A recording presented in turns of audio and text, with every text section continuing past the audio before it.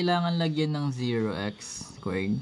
Kasi kulang yung variables, yung exponent ng variables mo. So dapat, 'di ba sabi ko last time, pag magdi-divide ka ng polynomials or maggagawa ka ng synthetic, kailangan naka-descending order 'to. Ibig sabihin, kung meron kang cube, dapat ang sunod niyan is squared bago ka pumunta ng 1 na exponent. Bago ka pumunta ng constant.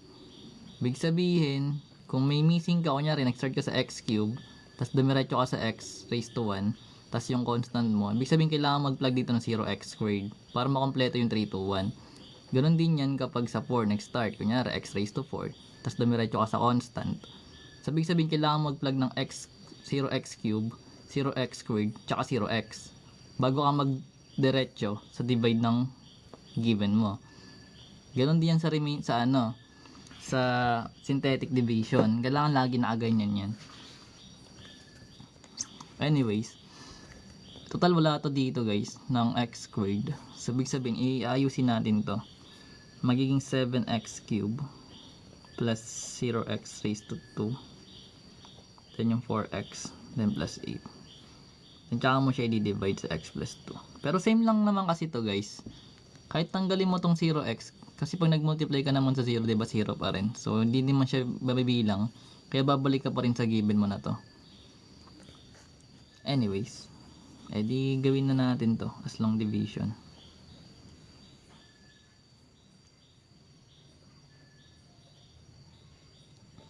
So, lagay lang natin yung divisor. Then, etong dividend. That is 7x cubed plus 0x squared plus 4x plus 8.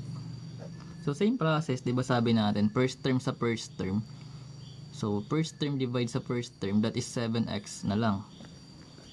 7x squared. So lalagay mo siya dito sa x squared. Then multiply mo siya. So magiging 7x cubed. Then magiging 14. Then tsaka mo siya i-subtract. So, pag sinubtract mo to, magpapalit ng sign. So, magiging cancel na to. Then, ito magiging negative 14x squared. Then, tsaka mabibring down yung next number. This 4x. So, divide mo to ulit dito. So, magiging negative 14 yan.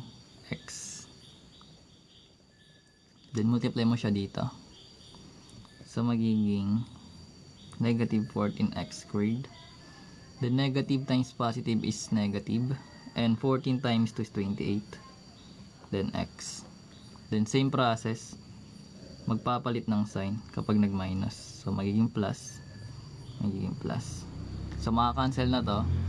Ito magiging 4x plus 28. Hindi, magpapalit nga siya ng sign. So magiging 32 na siya. X. So, bring down mo ulit yung next number. Bring down mo yung next number. So, first term sa first term, magiging 32 na. Pag dinivide sa x. Then, multiply mo ulit dito. So, magiging 32x.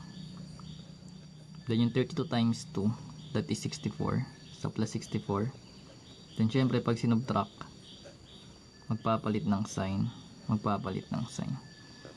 So, yung ito maka-cancel out. Yung 8 minus 64, that is 56.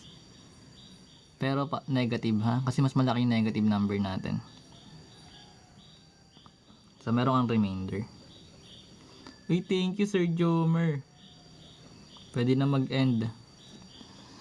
So, ito guys, magiging sagot.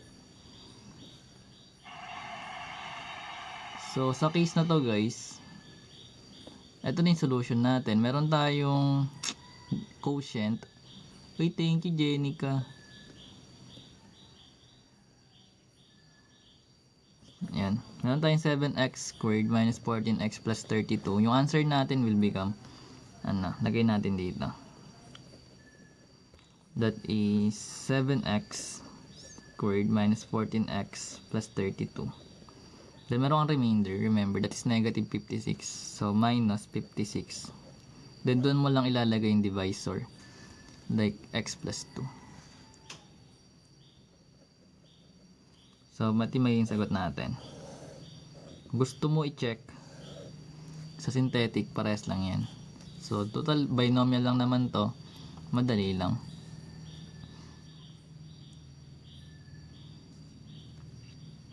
Pag remainder theorem, di mo na kailangan lagyan ng 0 to. Okay lang yung kahit wala. Ginagamit mo lang tong 0 na magpa-plug ka sa synthetic tsaka sa long division. Anyways, lagay natin synthetic. Pero lalagay din natin yung remainder theorem para mas intindihan mo. Sa synthetic muna tayo. Remember sa synthetic yung divisor equate to 0 na. So magkakaroon ka ng x plus 2 equals 0. So magkakaroon tayo ng x equals negative 2. At is nagkakaintindihan. So magkakaroon tayo ng negative 2 dito. Then ito yung gagamitin natin na. Kasi mag-synthetic ka. Hindi mo to gagamitin directly kasi may missing na squared. So magkakaroon ka ng 7, 0, 4, tsaka 8. 7, 0, 4, and 8. So remember, sabi ko last time, kapag binomial lang to, or tama, yung last term, magre-remainder. So based sa long division, dapat yung remainder natin is negative 56. So pwede natin ilagay dito. Kasi solve na natin siya using long division. So bibring down mo lang to. Then multiply mo doon. Then i-add. Then multiply ulit. Then i-multiply. Then magiging 56 negative. So same process, babalik ka na dito. So sabi natin, nag-start tayo sa cube. Magbabawas tayo ng isang exponent. So magkakaroon tayo ng 7x squared na dito. Followed by negative 14x. Then positive 32. Then minus 56 remain over x plus 2 na siya. Babalik siya dito. So sa remainder theorem naman, connected lang kasi ito lahat. Kaya marami kang ways to find the remainder. Pero yung pinakamadali makuha yung remainder is synthetic division.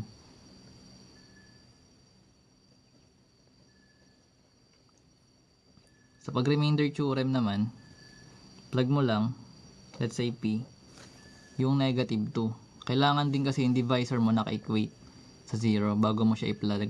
Hindi namin yung divisor mo. Same lang, like magkakaroon ka ng x plus 2 equals 0. So magiging negative 2. So ito yung gagamitin mo. Lagay mo dito yung negative 2. Then lahat ng variable x papalitan mo yan ng negative 2. So magkakaroon ka ng 7 times negative 2 cube plus 4 times negative 2 plus 8. So dapat ang lalabas dito is negative 56 kasi nga nasolve na natin siya.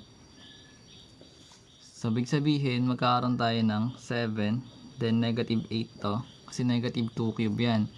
That is tatlong negative 2. Then yung positive times negative, that is negative 8. 4 times 2 then plus 8. So maka-cancel out na tong negative 8 tsaka 8 kasi opposite sign. Then yung 7 times negative 8 is negative 56. So ito yung magiging remainder natin.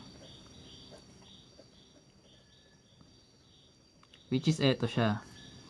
Ngayon, kung meron kang remainder guys, kapag meron kang remainder, which means yung x plus 2 is not a factor. Ang factor theorem na siya diretso. Kapag may remainder, not a factor. Kapag 0, factor yung divisor. Yung pinang di-divide.